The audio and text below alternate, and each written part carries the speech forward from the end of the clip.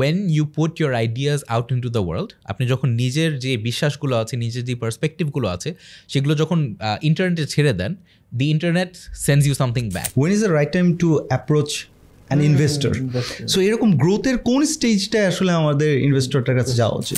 এই জিনিসগুলো মাথায় রাখা স্টার্টআপ ফাউন্ডারদের জন্য অত্যন্ত জরুরি।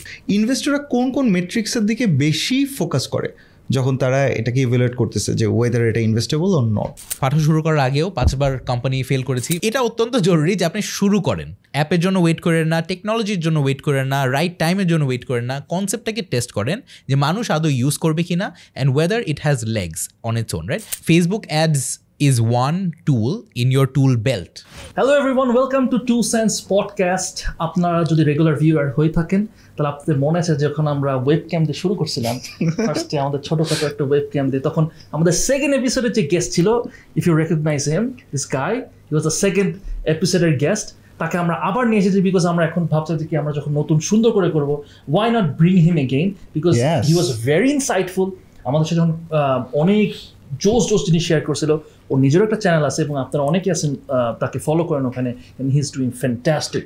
সো আজকে যে টপিকটা, সেই টপিকটা হচ্ছে যে অনেকে আপনারা জিজ্ঞেস করেন যে কি স্টার্ট আপ নেই, যে স্টার্ট আপে কীভাবে স্টার্ট করবো, ফান্ড রেজ করবো কীভাবে, ভিসির কাছে যাবো কীভাবে, ভাই একটু ভাই আমার মানে why ask us when we have Fahad? Yes, Pathao আছে। So that's why we brought Fahad here. Fahad, কি অবস্থা? Welcome again to 2 Cents podcast. নাফিস ভাই, সৌরভ ভাই, thank you so much for having me. অত্যন্ত ভালো লাগছে এখানে এসে আপনাদের প্রফেশনাল শো, মানে শোর স্টুডিওতে এসে।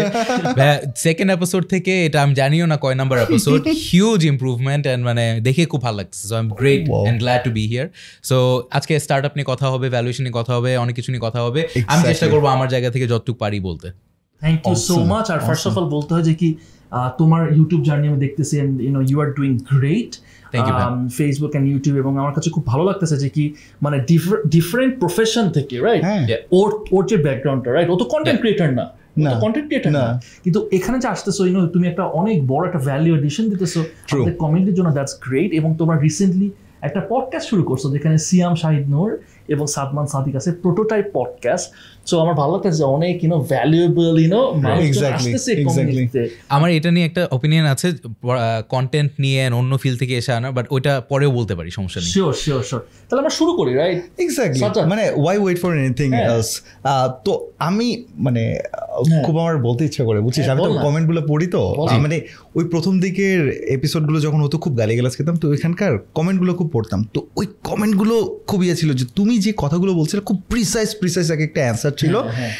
এইটা আবার খুব ভালো মানুষ বলছিল যে ভাইয়ের কথাগুলো একদম কাট টু কাট কথাবার্তা। সো এরকম কাট টু কাট কিছু অ্যান্সার নিয়ে নিব, সেটা হচ্ছে যেই ছেলেমেয়েরা এখন এন্টারপ্রেনারশিপের এই জার্নিতে আসলো, স্টার্ট আপের জার্নিতে আসলো, এদের জন্য তুমি আগে বলো যে কিভাবে প্রথম থেকে ফ্রম ডে ওয়ান ওরা প্ল্যান করবে।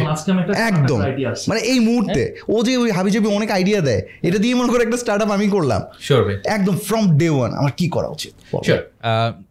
প্রথমত ধরে নিচ্ছি যে স্টার্ট আপ করার কারণটা হচ্ছে লেজিটিমেট, রাইট? স্টার্ট আপ কেন করবো, কী কারণে করবো, আমার এক্সপেকটেশন কি স্টার্ট আপটা করার কারণে। সো ফর এক্সাম্পল, আমার যদি ইচ্ছা থাকে 1-2 বছরের মধ্যে একটা ভালো ফাইন্যান্সিয়াল রিটার্ন পাওয়ার বা স্টার্ট আপ করে গেট রিচ কুইক করার, এটা একটু ডিফিকাল্ট। সো ওই এক্সপেকটেশনটা প্রথমেই ম্যানেজ করা জরুরি, বিকজ স্টার্ট আপে সময় লাগে। বিকাশ শুরু হয়েছিল 11 সালে, এখন 23 সাল, অনেক বছর লেগেছে $1 বিলিয়ন ভ্যালুয়েশনে যেতে। পাঠাও শুরু হয়েছিল প্রায় 7-8 বছর আগে। সো সাকসেস পেতে স্টার্ট আপে পারসিস্টেন্ট লাগে এবং সময় লাগে। অনেক সময়ের পরে আসলে যে কিছু ব্যাটে বলে মিলে, যেটাকে বলে, রাইট? সো এটা নাম্বার 1। এখন লেটস সে আমি ইউনিভার্সিটি স্টুডেন্ট, আমি স্টার্ট আপ করবো, একটা আইডিয়া পেয়েছি। 3টা জিনিস। প্রথমত, আমার সেই আইডিয়াটা নিয়ে কাজে লেগে যেতে হবে। আমার ওয়েট করতে পারবো না with just a business plan. ছোট্ট একটু ব্রেক নিব একটা অ্যানাউন্সমেন্ট দেওয়ার জন্য। এই যে এই অ্যাপটা যেটা দেখতেছেন, আমি জানি না ক্যামেরাতে আসবে কিনা, এই যে ক্যামেরাটা দেখেন, ট্যাপট্যাপ সেন্ড আজকের আমাদের এই যে পডকাস্টের এপিসোড সাপোর্ট করছে TapTap send. Very much thankful to our sponsor. তুই কিছু বলতে চাচ্ছিস নাকি? আমি বলতে চাচ্ছিলাম ওই কোডটা একটু বল, যেটা ইউজ করে। তার আগে বলি যে ট্যাপট্যাপ সেন্ডটা কি। ট্যাপট্যাপ সেন্ড হচ্ছে আপনারা যদি বিদেশে থাকেন, ইউকে, ইউএসএ, কানাডা, ইউরোপ, আপনারা খুবই ইজিলি, আপনি বা আপনার ফ্রেন্ডস, আপনার রিলেটিভস ইজিলি বাংলাদেশে টাকা পাঠিয়ে ফেলতে পারবেন। ইনস্ট্যান্টলি। এবং আমি দেখাতে চাম যে আমি নিজেও এটা আমি যে দেখাইতেছি সেটা আমি নিজেও ইউজ করি অ্যাকচুয়ালি। আমার ইউএস এর অ্যাকাউন্ট আছে, ওখানে আমি রেগুলার বেসিসে আমি পাঠাই। সো আপনারা ইউজ করবেন, ডাউনলোড করবেন এবং তাহলে সাপোর্ট হবে আমাদের চ্যানেলটা একটু এরকম সুন্দর সুন্দর একটু আমরাও একটু করতে পারবো আর কি, ভালো গেস্ট নিয়ে আসতে পারছি, ভালো গেস্ট নিয়ে আসতে পারবো। আর স্পেশাল একটা কোড হচ্ছে NS10, এটা আপনারা ব্যবহার করলে আপনারা $10 অথবা €10, £10 ডিপেন্ড করে আপনারা কোথায় আছেন। এটা যদি আপনাদের ফার্স্ট টাইম হয় NS10 এটা ব্যবহার করলে ফার্স্ট ট্রান্সফারে আপনারা এটা পেয়ে যাবেন। So And that's it. So Thank start you very much. Hey, Taptap Send. Taptap Send. So করেন Taptap Send. Fast করেন. Exactly. Alright, let's get back to the video. এক কথা আছে, ideas are dime a dozen. আইডিয়ার কোনো value নাই, এক্সিকিউশনের পুরো value. আমি ইনফ্যাক্ট একটা পুরা আলোচনা করেছিলাম এই কুয়েটে গিয়ে যে আচ্ছা what is the formula for entrepreneurial success. অর্থাৎ আমি যদি স্টার্ট আপ অন্টারপ্রেনার হতে চাই আর আমি যদি একটা E=MC² বের করতে চাই যে স্টার্ট আপ সাকসেসের জন্য, তাহলে সেই ইকুয়েশনটা আদৌ কী হবে বা দেখতে কিরকম হবে। সো আমি 3টা পার্টে ভাগ করছিলাম। প্রথমত হচ্ছে আইডিয়াটা, রাইট? আইডিয়া অবশ্যই জরুরি, রাইট? কিন্তু শুধু আইডিয়া দিয়ে কিন্তু হবে না। আপনারা কি জানেন অ্যাপলের কো-ফাউন্ডার কয়জন ছিল? স্টিভ জবসের কথা, কিন্তু স্টিভ আরেকজন কি জানি? স্টিভ জবস, স্টিভ ওয়াজনিয়াক, আরেকজন ছিল রোনাল্ড ওয়েন। সেল করে দিছিল। সো 3 জন ছিল। কিন্তু রোনাল্ড ওয়েন কোনো কিছু করার আগে, কাজে লাগার আগেই ওর ভাবছে যে ভাই আমি কাট মারি, যতটুকু টাকা দিছিলাম ওইটুকুই সেল করে আমি বের হয়ে যাই। সো ও আইডিয়াটা ঠিকই বুঝছিল কিন্তু ও এক্সিকিউট করেনি। এরকম অনেক উদাহরণ আছে নাফিস ভাই, বা যেখানে অনেক ভালো ভালো আইডিয়া ছিল বাট তারা কাজে লাগেনি। So idea is only part of it, but it's part of a bigger thing. এটা আমি কেন এত ইলাবোরেট করে বলছি, মানুষজন আইডিয়া নিয়ে এত পজেসিভ হয়ে যায় যে আমার আইডিয়া আছে, আমি বলে ফেলবো, কেউ করে ফেলবে, but ideas are worthless. Ideas don't matter, execution matters. So ওই জিনিসটা বোঝা সবার আগে প্রয়োজন। সো আমি ইউনিভার্সিটির স্টুডেন্ট, আমার আইডিয়া আছে, আমার এখন এক্সিকিউশন করতে হবে। সো নাম্বার 2 হচ্ছে এক্সিকিউশন, রাইট? এখন পৃথিবীতে এখন খুবই আলোচিত একজন ব্যক্তি হচ্ছে ইলন মাস্ক। ওর 3টা কোম্পানি নিয়ে আমরা সবাই জানি। প্রথমত SpaceX, যেটার মাধ্যমে ও মার্সে যাচ্ছে। দ্বিতীয়ত এখন টুইটার, যেটা এখন ও নতুন করে টেক ওভার করেছে এবং অনেক কন্ট্রোভার্সি হচ্ছে, বাট অনেক ভালো কথাও অনেক সময় হয়। তৃতীয়ত হচ্ছে টেসলা। এখন এই 3টা কোম্পানির মধ্যে টুইটার আমরা জানি ও অ্যাকোয়ার করছে। টেসলার ও কি ফাউন্ডার ছিল না? এটা অনেকে জানে না। ও কিন্তু টেসলার ফাউন্ডার ছিল না, ও একজন ইনভেস্টর ছিল। বাইরে থেকে এসে ও কোম্পানিটাকে পতন থেকে বাঁচিয়েছে। ফাউন্ডাররা ঠিকভাবে চালাতে পারছিল না নানার কারণে, বাট ইলন মাস্ক এসে সেটাকে রাইট ট্র্যাকে নিয়ে গেছে। অনেক বছর কাজ করে জায়গাটাকে 2020 সালে আই থিঙ্ক $1 ট্রিলিয়ন কোম্পানি হয়ে গিয়েছিল। সো এক্সিকিউশন কতটা ম্যাটার করে সেটা আমি হাইলাইট করতে চাচ্ছি, রাইট? আর টেসলার যেহেতু নাম বললাম, নিকোলা টেসলা নামে একজন ব্যক্তি ছিল, বিশ্ববিখ্যাত একটা সায়েন্টিস্ট। কিন্তু তার সময় সে এতগুলো ইনভেনশন করা সত্ত্বেও হি ডাইড ব্রোক, বিকজ তার যে তার যে আইডিয়াগুলো ছিল সে সেগুলোর অ্যাপ্লিকেশন দেখতে পারেনি। সে ইনভেনশন করছে, তার এতগুলো প্যাটেন্ট আছে, সে যদি আসলে ওইগুলো কাজে লাগাইতো তাহলে মারাত্মক বড়লোক হয়ে যেত। কিন্তু সে সেটাকে নিজে কাজে লাগে, হয়তোবা তার সেটা ইচ্ছাই ছিল না, তার হয়তোবা সায়েন্স রিসার্চ নিয়ে ইচ্ছা ছিল, উইচ ইজ ফাইন, আমি ওইটা বলছি না। বাট ব্যবসা করার যদি ইচ্ছা থাকে তাহলে আইডিয়া এক্সিকিউশন দুইটাই important. Lastly is time. So idea multiplied by execution multiplied by time. যেটা বললাম, বিকাশ শুরু হয়েছিল 2011 সালে, পাঠাও শুরু হয়েছিল 8 বছর হয়ে গিয়েছে। এবং এগুলো হচ্ছে বাংলাদেশের এক্সাম্পল, ছোট এক্সাম্পল। আমাদের এই দেশের যে কটা এক্সাম্পল বলা যায়, বাইরের দেশেও যদি দেখেন, টেসলা বলেন, অ্যাপল বলেন, যেই বড় বড় কোম্পানি যদি দেখেন, বছরের পর বছর লেগেছিল। অ্যাপল এক সময় প্রায় বন্ধ হয়ে গেছিল 96-97-এ। স্টিভ জবস যখন আবার রিটার্ন করেছিল, অ্যাপল প্রায় পতনের একদম নিয়ার ডেথ এক্সপিরিয়েন্সে চলে গিয়েছিল। সেখান থেকে আবার উঠে ওয়ার্ল্ডের সবচেয়ে ভ্যালুয়েবল কোম্পানি হওয়াটা এটা একটা মারাত্মক বিষয় ছিল এবং প্রায় 50 ইয়ার্সের মতো লেগে গিয়েছে। So it takes time. And আপনি যদি দেশেরও উদাহরণ দেখেন, মোস্ট অফ দ্য স্টার্টআপ বাদ দিলাম, ব্যবসারও যদি ফাউন্ডার্স দেখেন, দে took at least 20-30 years to build up their empire. So who am I to come in as a young person and say, আচ্ছা আমার 2-3 বছরের মধ্যে সাকসেস লাগবেই, আর না হলে আমি ছেড়ে দিব? এই মাইন্ডসেট আসলে it's going to be very difficult. So to answer your question, as a young person, I need to take my idea, আমার সেটাকে কোনো একটা ধরনের MVP বা মিনিমাম ভায়াবল প্রোডাক্ট বানাইতে হবে, আমার কাজে লেগে যেতে হবে, আমার দেখতে হবে এই আইডিয়াতে আদৌ মেরিট আছে কিনা, রাইট? মেরিট যদি না থাকে তাহলে আমার মুভ অন করতে হবে, যদি মেরিট থাকে তাহলে আমি আরও আগাবো, and I have to give it time. আমার একদিন 2 দিনে ছেড়ে দিলে হবে না। যদি হ্যাঁ মেরিট নাই তাহলে আমার অন্য কোনো আইডিয়াতে চলে যেতে পারি, বাট যদি মনে হয় যে হ্যাঁ এটা সময় লাগতেছে বেশি, তাহলে this is not the game, you need to move on, or you have to set realistic expectations. তুমি এখানে একটা টার্ম বললা যেটা অডিয়েন্সের জন্য আই থিঙ্ক আরেকটু এক্সপ্লেনেশন দিলে অডিয়েন্সের জন্য বেটার হয়, এমভিপি বললা। সো এই জিনিসটা তুমি যদি বলো যে এমভিপিটা কিভাবে করা যায়, কিভাবে করব, মানে কতটুকু ইনভেস্টমেন্টে নামবো just to test the market যে এটা কি আদৌ রাইট কিনা, এই জায়গাটা একটু যদি বলো। সো স্টার্টআপ যখন শুরু করে ভাইয়া, আমার ওপিনিয়ন হচ্ছে ফাউন্ডিং টিমের কিছু স্কিলস থাকতে হয়। আইদার সে হবে বিল্ডার অথবা সে মার্কেটার হবে, বা এমন কিছু করতে পারবে যেটা তার স্টার্টআপকে শুরুতে হেল্প করবে, রাইট? সো ফর এক্সাম্পল পাঠাও যখন শুরু হয়, আমরা শুরু করেছিলাম একটা ফেসবুক গ্রুপ দিয়ে ভাইয়া, রাইড শেয়ারিং অংশটা, রাইট? এই ফেসবুক গ্রুপের মাধ্যমে আমরা অনেকজন মানুষকে একত্র করে রাইড শেয়ারিংয়ের কনসেপ্টটা পপুলারাইজ করেছি। অ্যাপ কিন্তু তখনও বানাইনি। সো এটাই ছিল আমাদের মিনিমাম ভায়াবল প্রোডাক্ট। আমাদের জাস্ট যাচাই করা দরকার ছিল যে মানুষ কি অচেনা মানুষের পিছনে বাইকে করে এক জায়গা থেকে আরেক জায়গায় যাবে কিনা। That was the MVP. So it can be very low, মানে the bar can be very low. আপনার এত যে প্রথম দিনই AI দিয়ে অ্যাপ বানাইতে হবে, that is not the case. It is just not the case. So দ্বিতীয়ত হচ্ছে ফাউন্ডারদের নিজেদের কিছু স্কিলস রাখতে হবে। আমাদের ফর এক্সাম্পল যখন পাঠাও অ্যাকচুয়ালি শুরু হয়েছিল কুরিয়ার ব্যবসা দিয়ে, আমরা ডেভেলপার ছিলাম, মানে অ্যাকচুয়ালি ইঞ্জিনিয়ারিং করতে পারতাম। সো ওয়েবসাইট হোক, ব্যাক এন্ড, ফ্রন্ট এন্ড, এই ডেভেলপমেন্টগুলো করতে পারতাম। ঠিক তেমনি আমাদের এক্সিস্টিং কিছু রিলেশনশিপ হয়তো বা ছিল যে হ্যাঁ প্রথম মার্চেন্ট কারা হবে, আমাদের প্রথম কাস্টমার কারা হবে, এটা ইউজুয়ালি ফ্রেন্ডস অ্যান্ড ফ্যামিলি হয়, বাট ওইটুকু কনভিন্স করার অ্যাবিলিটিটা থাকতে হবে, রাইট? সো আমি বলবো যে কোনো ইয়াং পার্সন সে যদি স্টার্ট আপ করতে চায়, you have to either know how to build, or you know how to sell, or কোনো একটা স্কিল যেটা আপনার স্টার্ট আপকে শুরুতে সাকসিড করতে হেল্প করবে। পরে হয়তো আপনি হায়ার করতে পারবেন, বাট ডে ওয়ানে কি পুঁজি থাকে হায়ার করার জন্য বা কাউকে রিক্রুট করার জন্য? না। সো সেই সময় কিন্তু ফাউন্ডারদেরই সব করতে হয়। সো ওই মেন্টালিটিটা নিয়ে আগাইতে হবে। সো এখানে অনেকে একটা জিনিস চিন্তা করে, সেটা হচ্ছে আমি যখন শুরু করবো, সেটা হচ্ছে আমার কাছে টাকা নাই। এটা খুব কমন কোয়েশ্চেন, আমার কাছে টাকা নাই, টাকা থাকলে তো আমি অনেক কিছুই করতাম। আরেকটা ব্যাপার হচ্ছে যে আমার তো অলরেডি আমি এখন জব করতেছি বা আমি একটা সিকিউর লাইফ চাচ্ছি, হ্যাঁ, যে আমি তাহলে যখন আমি একটা স্টার্ট আপ বিল্ড করতেছি, সেই স্টার্ট আপ বিল্ড করার সময় আমি কীভাবে চাকরি করে বা আরেকটা জিনিস করে, বিকজ ওখান থেকে তো কিছু আসতেছে না। সো এই জায়গাটা কীভাবে করা উচিত, but what do you think is the right way to do it or right way to reframe our mindset? এখানে আগেন কোনো one size fits all approach নাই, রাইট? সবার সিচুয়েশন খুবই ইউনিক, রাইট? অনেকের হয়তো বা ফ্যামিলি অব্লিগেশন আছে, জবের পাশাপাশি হয়তো বা ট্রাভেল করতে হয়, ঢাকার বাইরে পাঠাচ্ছে, সো ডিফিকাল্ট।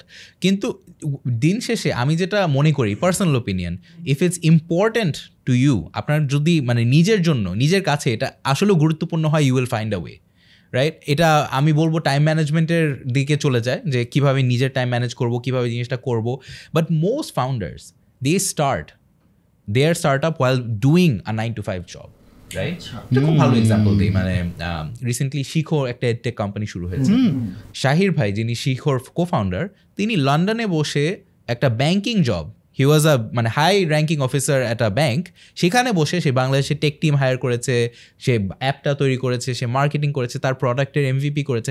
সো তার মতো ডিম্যান্ডিং জব লন্ডনে বসে একটা ব্যাংকের হাই পজিশনে বসে সে যদি তার স্টার্ট আপ ফাইন্ড করতে পারে, different time zones mind you, right?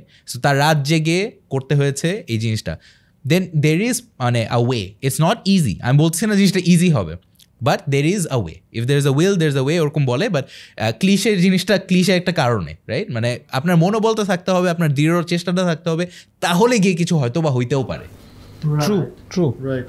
মানে শর্টকাটের ব্যাপার তো নাই, সেটা আর ইয়াও নাই যে জাস্ট একটা ম্যাজিক ওয়ার্ডের মাধ্যমে সব কিছু হয়ে যেতেছে। হাসল। আমি যেটা রিসেন্টলি দেখতেছিলাম যে তুমি কন্টেন্ট ক্রিয়েশনে আসছো, you come from a startup background, and তুমি এই যে কন্টেন্ট ক্রিয়েশনে তোমার আসার মানে তোমার দরকার কি বা আসা, রাইট? মানে অনেকে why do you need to come to content creation, right? So তুমি কন্টেন্ট ক্রিয়েশনে আসলে কেন, তোমার মানে কোন ডিরেকশনে তুমি যাচ্ছ, বা what's your plan with this? Sure. আমি গতকাল কথা বলছিলাম, গতকাল না তার আগের দিন, খুবই ফেমাস একজন মিউজিশিয়ান আমাদের কমিউনিটিতে, জন কবির ভাই। সো ওনার সাথে আমার একটা খুব ইন্টারেস্টিং ডিসকাশন হয়েছে যে world is changing forever and it's irreversibly changing in one way, which is musicians don't just do music anymore, they have to prioritize content. Even like teachers don't just do teaching, they also do content. Keno? Because you want to reach more people, right? So আমার perspective, personal perspective is আমি যতটুকু জানতাম product management নিয়ে আমি অনেক দিন ধরে কাজ করছিলাম, স্টার্টআপ নিয়ে কাজ করছিলাম, আমি যতটুকু জানতাম আমি সেটা পৌঁছে দিতে চাচ্ছিলাম আরও অনেক মানুষের কাছে। আমি দেখছিলাম মার্কেটে অনেক মিসকনসেপশন আছে যে ফর এক্সাম্পল স্টার্টআপ ভ্যালুয়েশন কীভাবে হয় বা প্রোডাক্ট কীভাবে ডেভেলপ করে বা অমুক কোম্পানি কেন এত হাইলি ভ্যালিউড বা অমুক কোম্পানি কেন পতনের দিকে যাচ্ছে। সো এই জিনিসগুলো নিয়ে আমার মনে হচ্ছিল আচ্ছা এখানে অনেক মিসকনসেপশন আছে, তাহলে এটা ভাঙবে কে?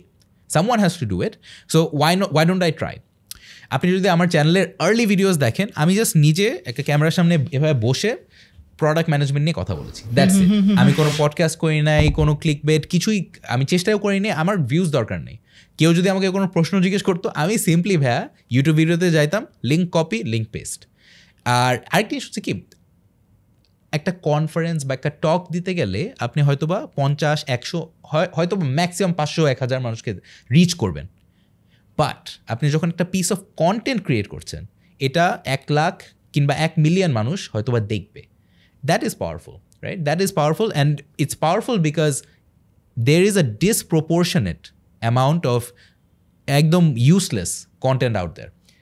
মানে একদম মানে মিসইনফরমেশন তো আছেই, বাট অলসো মানে জাস্ট স্ক্রোল করতেছেন বাট মানে কোনো কাজে লাগছে, কোনো ভ্যালু অ্যাড করে না আপনার জীবনে, আপনার ব্রেনে, আপনার কোনো মানে লাইফেই ভ্যালু অ্যাড করছে না। আমার প্রশ্ন হচ্ছে তাহলে কোয়ালিটি কন্টেন্টের কি কোনো জায়গা নেই? অবশ্যই আছে।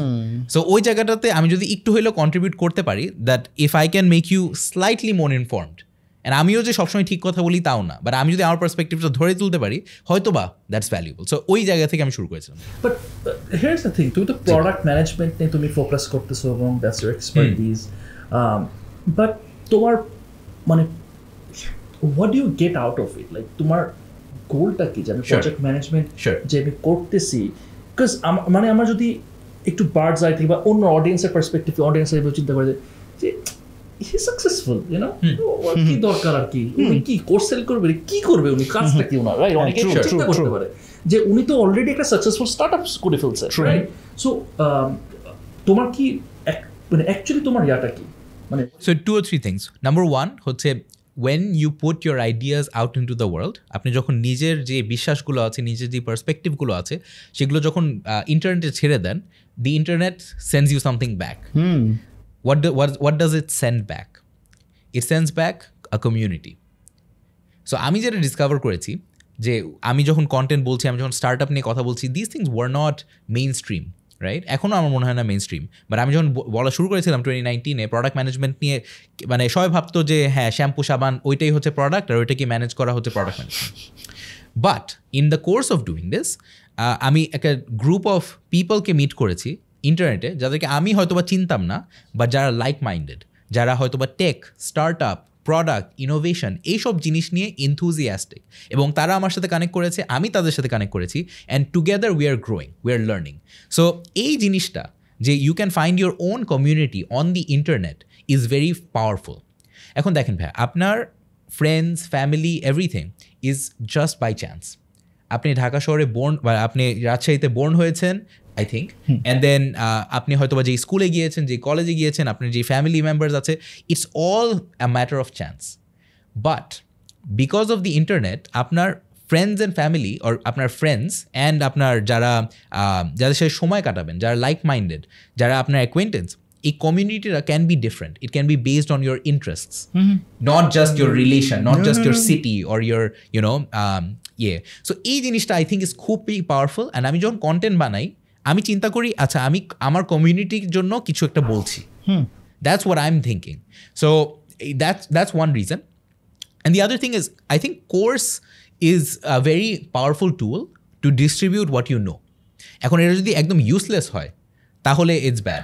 বাট বাঙালি যেটা মানে আমরা we get wrong is at any given time কোনো একটা জিনিস যদি খারাপ বলি এটা ব্ল্যাঙ্কেট খারাপ, এটার কোনো নুয়ান্স নাই, কিছুই নাই। আমি দেখি অনেক ইউজলেস কোর্স আছে, বাট আমি একটা কোর্স তৈরি করার চেষ্টা করব যেটা আদৌ ভ্যালু ডেলিভার করবে, and there is nothing wrong with that, it's a net benefit for the world, because আমার 8 বছরের এক্সপিরিয়েন্স আমি হয়তো 8 ঘন্টায় আপনাকে ডেলিভার করতে পারবো, রাইট? সো ওই জিনিসটা I don't think is a bad thing, I think it's a good thing if you can do it right. Right না এখানে একটা বিষয় আছে, হ্যাঁ বিষয়টা হইতেছে এরকম যে I think there is sort of like a formula or like a rule, যে যেমন কোর্সেসের ব্যাপারগুলো যদি আমি বলি, এবং এটা it's true for every even university যার ক্ষেত্রে, যে they can push you to a certain point, but rest of the journey তোমাকে নিজেই কিন্তু করতে হবে। 100%। ব্যাপারটা এরকম যে কি মানে অনেক সময় অনেক এক্সপেকটেশন থাকে যে কি কোর্সে আমাদের সব মনে হয় একদম, এটা তো কোচিং না, মানে একটা হচ্ছে যে কোচিং কি সম্ভব না, আমি বলতেছি মানে ইয়েস এটা হচ্ছে কথা। একটা হচ্ছে তোমাকে ট্রেন করতেছে একটা সার্টেন টাইম পর্যন্ত, এখন পাথটা তো দেখা দিচ্ছে, পাথটা তো দেখা দিচ্ছে, নট অনলি যে এইভাবে প্রোডাক্ট ম্যানেজমেন্ট মানে এইটা তাই আজকে থেকে এটা করেন এরকম না, ওর নিজের এক্সপিরিয়েন্সেসগুলো শেয়ার করতেছে। ওই মানুষটা ওই জার্নিতে গেলে কোন কোন প্রবলেম ফেস করতে পারে, কিভাবে সে এটা নিয়ে ফেস করতে পারে, বা কোন ওয়ে আউট আছে সেগুলো শেয়ার করতেছে। সো অবভিয়াসলি এটা ভ্যালুয়েট করে তখন। আই থিঙ্ক সরি ভাই, just to add to that, the highest achievers বা যারা আমি মনে করি যে হ্যাঁ তারা আসলেও কোনো কিছু অ্যাকমপ্লিশ করতে ঠিক পাতে আছে, আমি তাদের থেকে যেটা নোটিস করি সেটা হচ্ছে number 1, they have an internal locus of control. এটার মানে কি? এটার মানে হচ্ছে তারা মনে করে যে জীবনে যা হচ্ছে এটা নিজেদের এফোর্ট, নিজেদের ইন্টেনশন থেকে হচ্ছে, দে আর ম্যানিফেস্টিং দেয়ার লাইফ। যাদের এক্সটার্নাল লোকাস অফ কন্ট্রোল বা লোকাস অফ কন্ট্রোল কম, তারা মনে করে যে পৃথিবীতে যা হচ্ছে সেটার ইনফ্লুয়েন্সের কারণে আমি যেদিকে আগাচ্ছি আগাবো, right? It's like a ship. আপনি যদি মনে করেন যে হ্যাঁ আমি শিপটা যেদিকে নিচ্ছি সেই দিকেই আমি আদৌ পৌঁছাবো, আমার ডেস্টিনেশন আমি নিজেই ডিকটেট করছি, তাহলে আপনি একভাবে আগাবেন। আপনি যদি শিপের কমপ্লিট ডিরেকশন লিভ করে দেন যে হ্যাঁ আমাকে সমুদ্র যেখানে নিয়ে যাবে আমি চলে যাবো, then it's a different story. So যারা মনে করে যে দে হ্যাভ নিজেদের লাইফের উপর control, they end up doing better in my eyes. Number 2, যারা প্রত্যেকটা জিনিসকে অ্যাজ অ্যান অ্যাডিশনাল রিসোর্স হিসেবে নেয়, তারা স্পুন ফিডিংয়ের জন্য ওয়েট করে না, তারা প্রত্যেকটা জিনিস থেকে শিখে নিজেদের একটা এক্সপিরিয়েন্স করে অ্যান্ড দেন আগায়। এটাকে খুব ছোট্ট একটা ছকে আমি ফেলেছিলাম বা ফর্মুলাতে, আবার লার্ন, অ্যাপ্লাই, শেয়ার। যে কোনো কিছু আমি শিখবো, আমি অ্যাপ্লাই করব, হয়তো আমি ইন্টার্নশিপ করতে পারি, কারোর জন্য ফ্রিতে কাজ করতে পারি, অথবা ফুল ফ্লেজের জবই নিয়ে নিই, শিখে তারপর আমি শেয়ার করব। শেয়ার করাতে আমার বেনিফিট কি? আমি যেটা বলতেছি, আমি যখন অন্য কাউকে শিখাচ্ছি আমার নিজের কাছেও সেটা ক্লিয়ার হয়ে যাচ্ছে। আপনি জিজ্ঞেস করেছিলেন আমি কন্টেন্ট কেন শুরু করেছি, এটা একটা কারণ। আমি যা শিখেছি আমি যখন আপনাকে আবার বুঝায় বলবো, আমার নিজের মনেও এটা ক্রিস্টালাইজ হয়ে যাবে। আপনি যখন ছোটবেলায় চিন্তা করেন ইউনিভার্সিটি বা স্কুলে যখন অন্য কাউকে পড়া বুঝাচ্ছেন, নিজের কাছেও কিন্তু আরেকটু হইলেও ক্লিয়ার হয়ে যাচ্ছে। এটা একটা সেলফিশ রিজন। লার্ন করে অ্যাপ্লাই করব, আরো বেটার হবে লার্নিং, শেয়ার করলে একদম ট্রিপল হয়ে যাবে। অ্যাবসলিউটলি, মানে সো ট্রু। না এটা অ্যাবসলিউটলি ট্রু। আমরা যদি স্টার্টআপের কথায় যদি আসি, সেটা হচ্ছে যে স্টার্টআপের যে ভ্যালুয়েশন, হ্যাঁ এই ভ্যালুয়েশনটা কিভাবে আমরা ডিটারমাইন করতে পারি, এবং when is the right time to raise funds and how do we approach investors? Sure. So 3টা জিনিস। প্রথমে স্টার্টআপের ভ্যালুয়েশন কিভাবে করি, when is the right time to raise funds and how do you approach investors, right? So startup valuation, সব valuation, okay so let's start with valuation. Valuation কি? Valuation হচ্ছে একটা কোম্পানির কত আমি ভ্যালু করছি based on usually it's discounted cash flows. So DCF valuation নামে একটা জিনিস আছে, যারা ফাইন্যান্স পড়েছে তারা হয়তো বা এটা নিয়ে ফ্যামিলিয়ার। সো এটা ম্যাচিওর কোম্পানি হোক, প্রাইভেট কোম্পানি হোক, সো যে স্টার্টআপদের কথা বলি তার প্রাইভেট কোম্পানি হয়, আর যারা equity market, so for example Walton ওর বাইরের দেশে লেটস সে ফেসবুক, ওদের ক্যাশ ফ্লোগুলো আমি ফিউচারে প্রেডিক্ট করি, আমি ওইটাকে ডিসকাউন্ট করি by some multiple, and then DCF এই ভ্যালুয়েশন মেথড দিয়ে আমরা ওকে একটা প্রেজেন্ট ভ্যালু দিই, রাইট? সো এটা একটা মেথড, বাট স্টার্টআপসের ক্ষেত্রে 3-4টা জিনিস স্পেশালি দেখা হয়। নাম্বার 1, যেই মার্কেটে অপারেট করছে সেটার টোটাল অ্যাড্রেসেবল মার্কেট কত বা ট্যাম, রাইট? সো এই মার্কেট সাইজ কত, আমি যদি মনে করি যে এই কোম্পানিটা জিতবে তাহলে কত বড় হইতে পারে। সো ফর এক্সাম্পল বাংলাদেশে লেটস সে ই-কমার্স সেক্টর হচ্ছে $1 বিলিয়ন, আরও বেশি হবে বাট আমি ধরে নিলাম, রাইট? $1 বিলিয়ন। তো আমি একটি ই-কমার্স স্টার্টআপ করবো, হ্যাঁ ই-কমার্স স্টার্টআপ করবো, আমি দেখাইলাম যে হ্যাঁ আমি বাংলাদেশে শুরু করবো, সো আমার অ্যাড্রেসেবল মার্কেট হচ্ছে $1 বিলিয়ন। আমি যদি এই মার্কেটের 10%ও ক্যাপচার করি উইচ ইজ হাই, তাইলে আমার অনেক একটা ভ্যালুয়েশন হবে, right? So there is that. তারপরে সেকেন্ড হচ্ছে am I the right team to actually work on this? আমার ফাউন্ডার হিসাবে, লেটস সে সিইও, আমার কি ব্যাকগ্রাউন্ড আছে কিনা এখানে কাজ করার? সো ফর এক্সাম্পল, আমি যদি ই কমার্স ইন্ডাস্ট্রি থেকেই হয়ে থাকি বা ফ্যাশন ইন্ডাস্ট্রি বা অ্যাডজেসেন্ট কোনো ইন্ডাস্ট্রি থেকে হয়ে থাকি, তাহলে দ্যাটস আ গুড থিং। আমি যদি টেকনোলজি নিজে বানাইতে পারি শুরুতে, অন্য কাউকে হায়ার না করে, তাহলে that's a good thing. Third thing হচ্ছে, আমি ফাউন্ডার, আমার মার্কেট ভালো। দ্য কোয়েশ্চেন ইজ, আচ্ছা what is the plan to go to market? আপনার নতুন ইনোভেটিভ কোন আইডিয়াটা আছে যার কারণে মানুষ আপনাকে বেছে নেবে compare to existing players? So ওই ফ্যাক্টরটা যে হ্যাঁ আপনার solution to the problem is actually good enough, এটাও অনেক বড় একটা ফ্যাক্টর। হাউএভার সব কিছু শুরু হয় কিন্তু একটা জায়গা থেকে, হোয়াট ইউর সলভিং, যেই সলিউশনটা আনতেছেন এটা কি আদৌ একটা রিয়েল প্রবলেমকে অ্যাড্রেস করছে কিনা? নাকি এটা ইউজুয়ালি বলা হয় যে are you making a pain killer or a vitamin? Pain কিলারের কাজ কি? একটা হিউজ পেইন আছে আপনার বডিতে, সেটার সলিউশন। আপনি কিন্তু পেইন কিলার চান, আপনার last dime you will spend to buy the painkiller. But vitamin আপনার হইলেও চলে, না হইলেও চলে, এটা ভাই কোনো সমস্যা নেই। সো ওই জিনিসটা যাচাই করা সবার আগে জরুরি, যে আমি কি আদৌ পেইন কিলার বানাচ্ছি নাকি ভাইটামিন? আমার যেই কাস্টমার, তার জীবনে কি আমি আদৌ একটা প্রবলেম সলভ করছি, নাকি হইলে ভালো, না হইলেও সমস্যা নাই, আমি হয়তো বা কিনবো বা নাও কিনতে পারি। ওই if it's a vitamin, investors কেন, ফাউন্ডারদেরও উচিত না বেশি একটা পাত্তা দেওয়ার এই আইডিয়াটাকে, right? They should move on to a different idea. So এই কয়েকটা জিনিস আসলে খুবই মাথায় রাখতে হবে। সো আরেকটা বার্নিং কোয়েশ্চেন, এটা একটা কোয়েশ্চেন, সেটা হচ্ছে আমি অবশ্য ব্যাপারটা জানবো যে তুমি তো রিসেন্টলি একটা ব্লগ করছো আশনির গ্রোভার ওখানে কনফারেন্সটা, তুই তো মনে যাস না? আমি দেখছি, অনলাইনে দেখছি তোমার ব্লগটা, আমি দেখছি আমার কি। বাট এনিওয়েজ একটা কোয়েশ্চেন আছে যে ওখানে একটা ডিবেট হইতেছে সম্ভবত যে গ্রোথ ভার্সেস প্রফিটেবিলিটি, একটা স্টার্টআপের কোনটাতে ফোকাস করা উচিত? এটা খুব question, right? Yeah, so I think the question is a very valid one. Growth versus profitability, এই প্রশ্নটা অত্যন্ত ভালো। If someone asks me যে আচ্ছা কোনটা বেশি ইম্পর্টেন্ট, গ্রোথ নাকি প্রফিটেবিলিটি, কোনটা দরকার, I would say yes, দুইটাই প্রয়োজন। কিন্তু কোম্পানির স্টেজ অনুযায়ী, রাইট? পাঠাও নিয়ে এক্সাম্পল দিই। পাঠাও যখন শুরু হয়, এটা লেটস সে রাইড শেয়ারিং যখন শুরু হয়, প্রথমে the goal is to demonstrate যে হ্যাঁ ইউজিং টেকনোলজি আপনি খুব র্যাপিড গ্রোথ করতে পারবেন না তো, right? The difference between a taxi company and a ride sharing company is ride sharing company can scale very fast to a lot of people using technology, whereas taxi company হয়তো বা vehicle by vehicle যাবে, আমার রাস্তা থেকেই ট্যাক্সিটাকে ধরতে হবে, and it's not the same as scaling using an app, right? So স্টার্টআপের ডেফিনিশনও কিন্তু এটাই যে আচ্ছা I can use technology to grow really fast at not, মানে আমি যত তাড়াতাড়ি বাড়বো আমার কস্টস কিন্তু বাড়বে না, আমার মার্জিনাল কস্টস অতটা বাড়বে না। So that's startups in general. Okay, coming back to Pathao. So initially গ্রোথটা ডেমনস্ট্রেট করা জরুরি, বাট দেন স্টার্টআপস হোক বা যে কোনো কোম্পানি হোক, দিন শেষে the reason you're doing it is to make money. If you are a for profit company আর আপনি চিন্তা করেন যে প্রফিট করা উচিত কিনা, তাইলে আপনি হেরে গেছেন। It's not a question, you have to make money. For example, Pathao is now profitable across every single vertical, ride sharing, food delivery, courier, every single vertical we're profitable. Right? Great.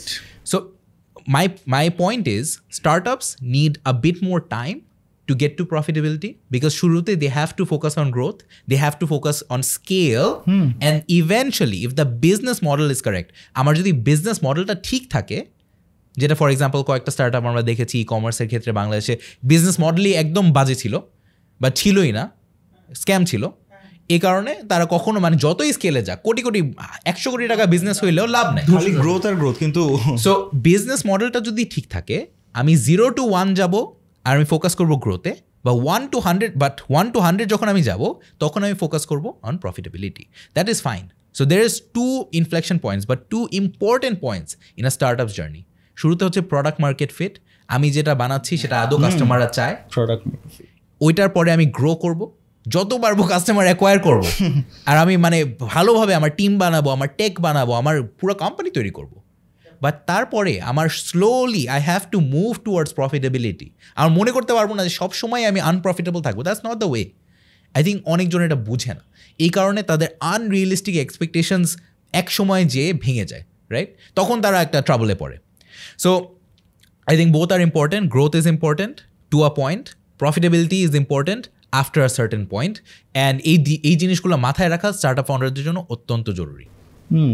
আচ্ছা, by the way, তুমি মাঝখানে একটু বলতেছিলে, একটা প্রশ্ন করতেছিল যে when is the right time to approach an investor. So এরকম গ্রোথের কোন স্টেজটা আসলে আমাদের ইনভেস্টরটার কাছে যাওয়া উচিত? সো এটা ডিপেন্ড করে ভাই। সো কিছু ইনভেস্টাররা হয়তো বা আইডিয়া স্টেজে ইনভেস্ট করে, কিছু ইনভেস্টাররা আবার একটু ট্র্যাকশন, প্রোডাক্ট, মানে আদৌ আপনার জিনিসটা কেউ ইউজ করছে কিনা এটা দেখার জন্য অপেক্ষা করে। এটা আপনার বুঝতে হবে যে আপনি কোন স্টেজে as a founder. For example, আমি যদি আশনির গ্রোভার হই, আমি যদি এখন একটা আইডিয়া নিয়ে একটা ইনভেস্টারের কাছে যাই যে আমার নতুন ভারত পে 2.0 আইডিয়া আসছে, আমাকে তুমি $100 মিলিয়ন দাও, আমি নতুন করে করব, হয়তোবা সে পেয়ে যাবে। কেন? বিকজ আশনির গ্রোভার হ্যাজ ডান সামথিং। সবাই জানে ওর ট্র্যাক রেকর্ড ভালো, ও করে দেখিয়েছে, রাইট? সো ওই স্টেজে আইডিয়া নিয়ে হয়তোবা রেজ করা পসিবল। কিন্তু লেটস সে আমি একজন ইউনিভার্সিটি স্টুডেন্ট, আমি মাত্র সদ্য পাশ করেছি, আমার নতুন আইডিয়া আসছে, আমি এখনও নিজের জন্য ওই নামটা বানাইতে পারিনি, বা বানাতে পারিনি বলা ডিফিকাল্ট, বিকজ অনেক সময় আছে আমার এই নামটা বানানোর। সো এই সময় আমার আরও বেশি প্রুভ করতে হবে নিজেকে, আমার আইডিয়াকে, আমার স্টার্ট আপকে আরও অনেক কিছু দেখাইতে হবে। কি দেখাইতে হবে? I am the right founder for this start up, আমি প্রোডাক্টটা তৈরি করতে পারবো, আমি এই প্রোডাক্টটা তৈরি করলে মানুষজন আসবে, I am solving a real problem. I am creating a painkiller, not a vitamin. এমন কিছু ক্রিয়েট করছি যেটা মানুষ আদৌ চায়। And thirdly, আমার skills আছে to grow this into something big. Actually, fourth point হচ্ছে I have the vision to create something big. অনেকে আমার মনে হয় যে হ্যাঁ একটা ছোটোখাটো বিজনেস দাঁড় করায় I'll stop, which is fine, but that's not a startup, right? Startup-এর মূল বিষয়টাই হচ্ছে you have to be winning big.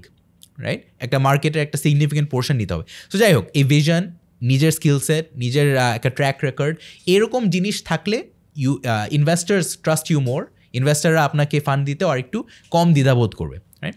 So ইনভেস্টারদের কাছে কখন যেতে হবে এটা কমপ্লিটলি ডিপেন্ড করে আপনি কে, আপনি কোন জিনিসটা তৈরি করতে চাচ্ছেন, আপনি কোন স্টেজে আছেন, অনেকগুলো ফ্যাক্টরের উপর, অ্যাজ ওয়েল অ্যাজ মানে ক্যাটাগরি এবং বর্তমানে ওয়ার্ল্ডের ইকোনমিক স্টেটাস বা কোন অবস্থা আছে, অনেক সব কিছু ডিপেন্ড করে। ট্রু।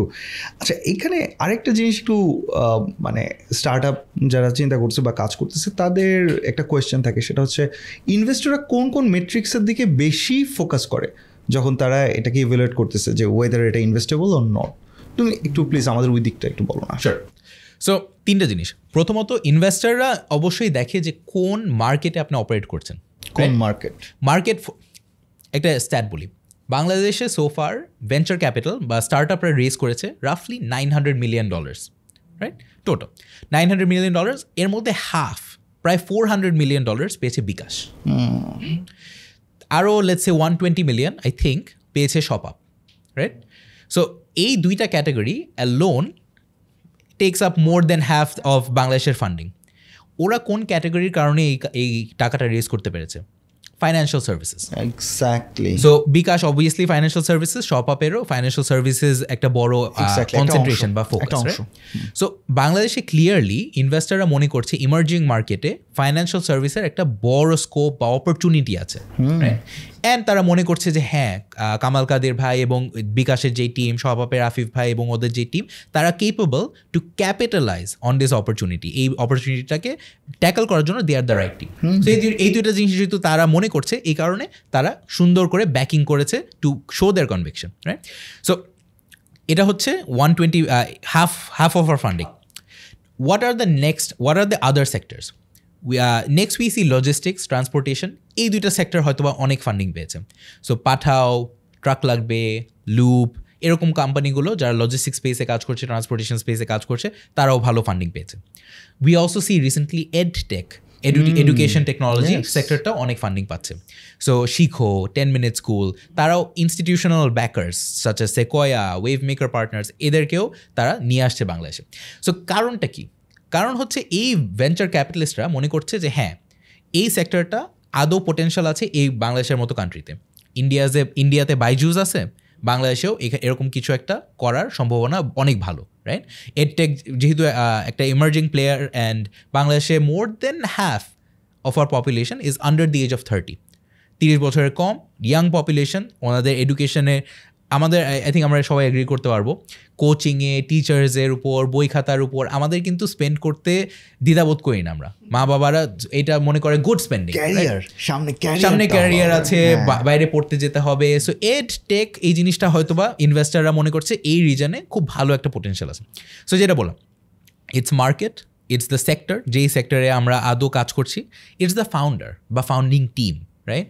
সো যেটা বললাম, আইমান ভাইয়া 10 মিনিট স্কুল নিয়ে যখন কাজ করছে, ওনার অলরেডি এত সুন্দর একটা অডিয়েন্স আছে, রাইট? ওনাকে অনেকজন চিনে এবং উনি যখন একটা কথা বলে মানুষজন দে পে অ্যাটেনশন, মানুষজন আসলেও চিন্তা করে যে হ্যাঁ কী বলছে, কেন বলছে, এক্সেট্রা। সো এটা তার একটা অ্যাডভান্টেজ। শাহির ভাই হ্যাজ ওয়ার্কড সো এক্সটেন্সিভলি, শিখর ফাউন্ডার শাহির ভাই, উনি অনেক বছর কাজ করেছে, উনি একটা প্রুভেন প্রফেশনাল, যে ফাইন্যান্স ব্যাকগ্রাউন্ড আছে, ওনার কো ফাউন্ডার টিচিং ব্যাকগ্রাউন্ড আছে। সো এই স্টোরিটা যে founders are experienced, sector is good, country is ready, এই স্টোরিটা যখন আপনি একটা ইনভেস্টরকে প্রপারভাবে পিচ করতে পারবেন, অনেকেই আপনাকে অ্যাটেনশন দিবেন। তার মানে মেট্রিক্সগুলো বোঝা যাচ্ছে যে সেক্টরটা খুব ইম্পর্ট্যান্ট। আই নো, মানে আ ফ্রেন্ড অফ মাইন্ড, ওরা প্রপটেক নিয়ে কাজ করতেছে। তো মানে আমি দেখলাম শুধুমাত্র প্রপটেকেই ইনভেস্ট করে এইরকমই, মানে প্রপার্টি অথবা এই টাইপের গৃহ, এরকম বেশ মানে প্রপার্টি রিলেটেড টেকনোলজি নিয়ে কাজ করতেছে। এক একজনের তো এক একটা, হেলথ টেক আছে, এরকম নানান টেকে আছে না। সো আসলেই কথা ঠিক যে এমন ইনভেস্টর যে কিনা শুধুমাত্র হেলথ টেকে ইনভেস্ট করে, কারণ সে যেমন, আমি তোমাকে ছোট্ট আরেকটা উদাহরণ দিই, বাংলাদেশে ফাইন্যান্স বলবো না, মানে এই তো ফিনটেকের SSL তো আনডাউটেডলি একটা বড় নাম, SSL ওয়্যারলেস বা SSL commerce. So the person who founded SSL, Saiful Islam ভাই, he is from garments background.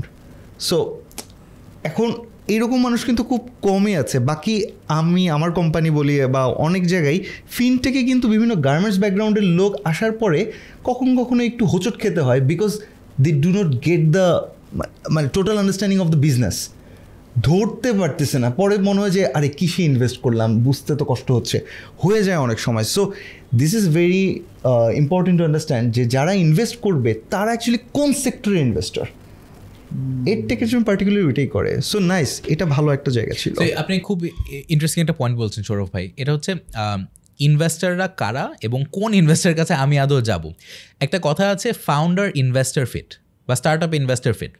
এটা হচ্ছে আমি যে ইনভেস্টারের কাছে যাব সে কি খুঁজতেছে, সে কি কোন টাইম স্কেলে রিটার্ন খুঁজতেছে, কয় বছরের রিটার্ন খুঁজতেছে, কোন সেক্টরে আদৌ ইনভেস্ট করতে সে চাবে।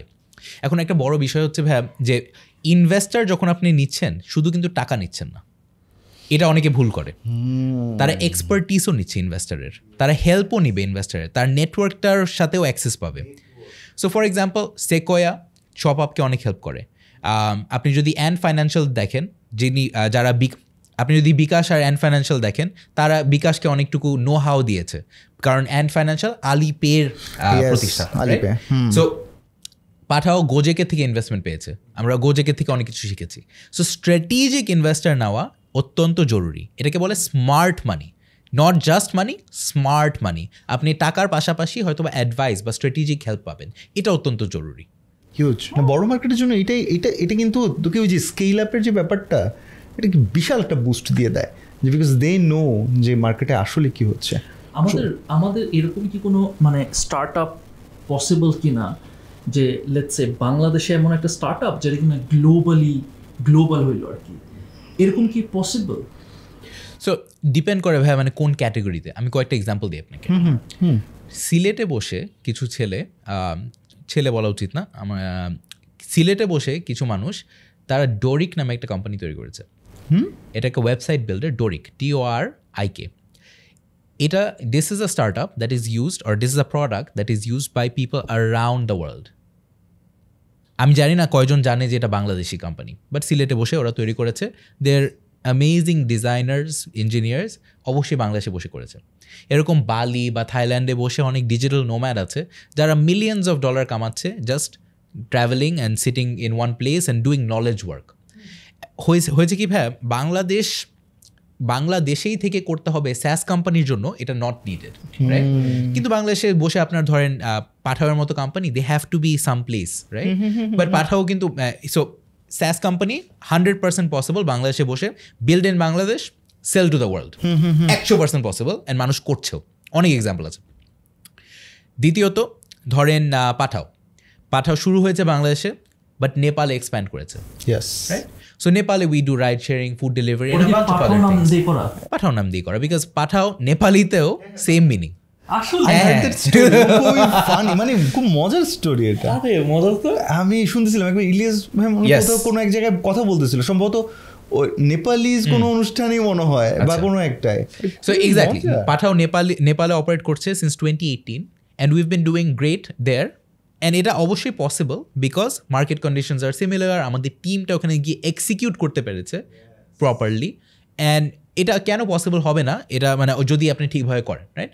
Of course for every Pathao there is probably other examples of হ্যাঁ করতে গিয়েছে বাট পারেনি, but possible, that's what I am saying, it's possible.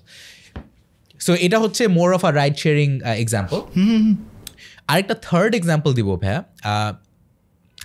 নিউজক্রেড, একটা কোম্পানি যেটা Bangladeshi founder but more less ইন্টায়ারলি built abroad, right? এটা শুরু করেছিলেন ইরাজ ভাই এবং আরও কয়েকজন বাংলাদেশি, বাট তারা পুরোপুরি US based, right? So again founders went abroad, তারা মোর লেস থাকতোই বাইরে, অ্যান্ড তারা ওখান থেকে করেছে, right? So this is a completely different example of Bangladeshi founders. Augmedix আরেকটা এক্সাম্পল, বাংলাদেশি ফাউন্ডার বাইরে থেকে করেছে, বাংলাদেশে হয়তো বা টিম আছে part of it, but I would say most of the team is abroad and it's a বিদেশি company more than Bangladeshi company, but nonetheless this is another example to look at, যে বাইরে গিয়েছি, আমার হয়তো বা মানে থাকাও হয় বাইরে, বাট আমি তাও কাজ করব বাংলাদেশের যেখানে প্রয়োজন, বা দুইটা কোম্পানির অগমেডিক্স এবং নিউজক্রেড, তাদের part of their team is in Bangladesh, tech team, customer support team হয়তো বাংলাদেশে লোকাল কানেকশন ইউজ করে হয়তো বা ইউজ করতে পারে। So anyway, there are lots of examples of Bangladeshi companies doing things globally, but not enough. I agree যে not enough. কয়েকটা আছে, but it's very early.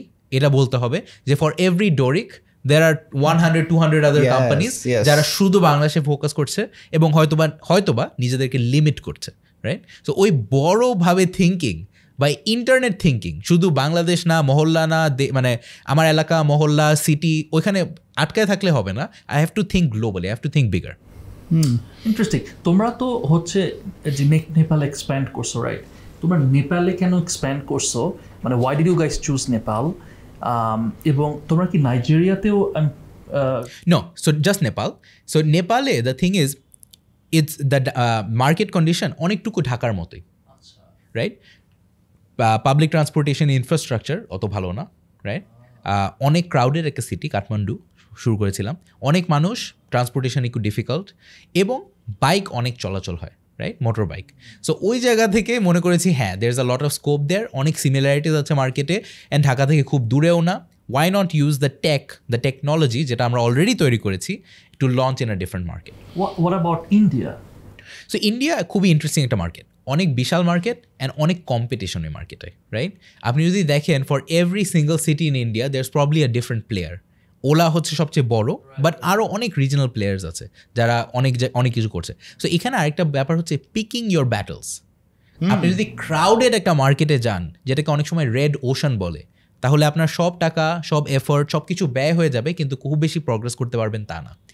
আপনি আইডিয়ালি খুঁজবেন ব্লু ওশান, এমন জায়গায় যেখানে অনেক খেলোয়াড় নাই, আপনি হয়তো বা যে কিছু আদৌ করতে পারবেন, এরকম জায়গা যদি খুঁজেন, you will get more return for your effort. তবে একটা জিনিস একটু জানতে চাচ্ছি আমি মানে টেলিকমিউনিকেশন সাপোর্ট দেয় এরকম একটা কোম্পানি, বাংলাদেশে তাদের অফিস ছিল, তো তারা নেপালেও সাপোর্ট দিত। তো তাদের মুখ থেকে আমি শুনতে পেরেছিলাম, তাদের মুখ থেকে শুনছিলাম যে নেপালিজ ইঞ্জিনিয়াররা, নামে ইঞ্জিনিয়ার, সার্টিফিকেট আছে, কাজ পারে না, এরকম কিছু কমেন্ট শুনেছিলাম আমি। তো তোমরা তো টেকটা এখান থেকে নিয়ে গেছো, হয়তো বা ওরকম দেখা লাগে না ইঞ্জিনিয়ারদের, কিন্তু যদি আমি বলবো এই কথাটাকে একটু কী বলে, তোমার ভিউ দিতে হয় অথবা কমেন্ট করতে হয়। প্রিভিয়াসলি আমি যাদের কাছ থেকে শুনেছিলাম নেপালিজরা নাকি এদের সার্টিফিকেটস আছে কিন্তু ভালো ইঞ্জিনিয়ার্স নাই, প্রবলেম সলভার নাই, আসলে এরকম কিছু জানতে পেরেছো কি? সো ভাই, আমার experience in Nepal has been very pleasant, right?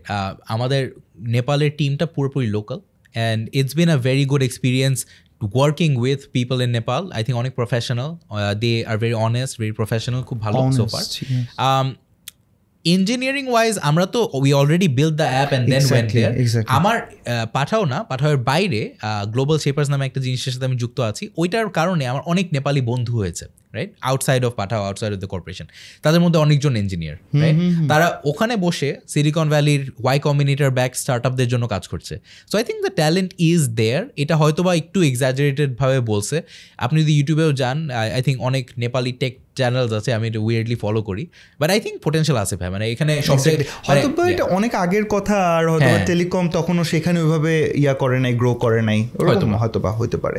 Anyway আমরা যেরকম দেখি যে আমি জানি না if you can comment on this, যেমন গুগল অনেক ছোট ছোট কোম্পানিগুলোকে অ্যাকুয়ার করে, রাইট, অনেক কোম্পানি। তোমরা কি ওই স্টেজে আসো যে তোমরা পাঠাও হিসেবে অন্য কোম্পানি অ্যাকুয়ার করো, এরকম কি তোমরা করতেছো? সো আমরা সোফার তো করিনি, তোমরা এখন জাস্ট লেটস সে তোমরা ভার্টিক্যালসে ফোকাস করতেছো, রাইট, বা হয়তো বা ইমার্জিং মার্কেটে ফোকাস করতেছো, রাইট। আচ্ছা, এখান থেকে একটা জিনিস আসে যে প্রবাবলি আমরা আগের ইয়াতেও অ্যাস করছিলাম যে পাঠাও তোমার হচ্ছে ফুড বা ফুড ডেলিভারি, কোরিয়ার এবং বিভিন্নতে বিভিন্ন ভার্টিক্যালসে তোমরা ইয়া করছো, মানে তোমাদেরকে এখানে কি আরো কিছু জায়গাতে অ্যাড করার ইচ্ছা আছে নাকি মানে হোয়াটস ইউর প্ল্যান, আরো কোনো পিভট সুপার অ্যাপ টাইপের আর কি, like are you guys trying to do something like that or? No, that's a great question. So I think in 2021 সালে আমরা আরেকটা নতুন ভার্টিক্যাল অ্যাড করেছিলাম, বা এক নতুন সার্ভিস অ্যাড করেছিলাম, এটার নাম বাই নাও পে লেটার, বা পাঠাও পে লেটার। সো এটা we are giving our customers the option to pay later. এটা আরেকটু কনভিনিয়েন্স অ্যাড করে to the overall payment flow. আপনি একটা খাবার অর্ডার করলেন, সেটা রিসিভ করলেন, তারপরে আপনার ইনস্ট্যান্টলি তখনই বসে পেমেন্ট করতে হচ্ছে না, you can pay later, which is more convenient. এরকম we think there is more to do, এরকম পেমেন্ট লাইনে to add more convenience. So এখানে হয়তো বা ইনোভেশনের জায়গা আছে, বাট এটার পরে আসলে we are still innovating and thinking যে আর কোন জায়গায় কাজ করার জায়গা আছে। I want to share something very soon, but not yet. No problem. মানে নাফিস, এটা আসলে যে কাস্টমারের কাছ থেকে আসলে ফিডব্যাক আসে, মার্কেট ফিট যেটা বলে আর কি, প্রোডাক্ট মার্কেট ফিট, ওরকম ফিডব্যাকের সাথে সাথে আমরা মনে হয় সামনে দেখতে পাবো যে, কারণ আমি খুবই শকড হবো পাঠাওয়ে ঢুকে যদি হঠাৎ করে আমাকে বলে যে নেটফ্লিক্স চালাও, মানে এরকম কিছু একটা চালাও। মানে that is usually the way that startups should add new features. তাদের কাস্টমারদের থেকে আদৌ বোঝা উচিত যে কোনগুলা তাদের দুঃখ কষ্ট, কোন যা চাওয়া পাওয়া, সেই অনুযায়ী আসলে ফিচার অ্যাড করা উচিত, নট জাস্ট হ্যাঁ কোন জিনিসটা আমার করার ইচ্ছা আছে বা কোন জিনিসটা এখন ট্রেন্ডিং। আচ্ছা, একটা জিনিস আমি যেমন দেখতেছিলাম যে রাজশাহীতেও পাঠাও, আমি দেখলাম যে রাজশাহীতে পাঠাও আছে, যদিও রাজশাহীতে কুরিয়ার ডেলিভারি ডেলিভারি। ও আচ্ছা, না আমি আবার বাইক ট্রাই করছিলাম আর কি। আই থিঙ্ক বাইক থাকার কথাই না, বিকজ রাজশাহী এরকম ফাঁকা শহর, প্রোডাক্ট মার্কেট ফিট কোনোভাবে হওয়ার কথা না। একদিন এক্সপেরিমেন্ট, ওটা কি ওভাই ছিল না পাঠাও ছিল, আই ওয়াজ এক্সপেরিমেন্ট, লাইক 20 টাকা ভাড়া আর কি দেখাইতেছিল, রাইট? আই ডোন্ট নো, আমি প্রোডাক্ট মার্কেট ফিট হওয়ার কথাই না, আমি মনে করি রাজশাহী এত। সো এখানে মানে যেমন ঢাকা হচ্ছে পারফেক্ট, এই বাইকের জন্য তো একদম পারফেক্ট, তাই না? সো পাঠাও এখন কোথায় কোথায় দিস মোমেন্ট আছে, এবং একটা সিটিতে যাওয়ার আগে হোয়াট আর দ্য রিকোয়ারমেন্টস যে হ্যাঁ আমি এখানে যাবো, রাইট?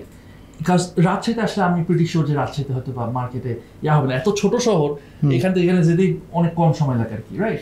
শিওর ভাই, আই থিঙ্ক টু থিংস, দুইটা জিনিস সবচেয়ে বেশি ইম্পর্টেন্ট, অনেকগুলো ফ্যাক্টর আছে বাট দুইটা জিনিস সবচেয়ে বেশি ইম্পর্টেন্ট। নাম্বার ওয়ান, এখানে আদৌ একটা রিয়েল প্রবলেম আমরা সলভ করতে পারবো কিনা, এখানে সেই সলিউশনটার চাহিদা আছে কিনা।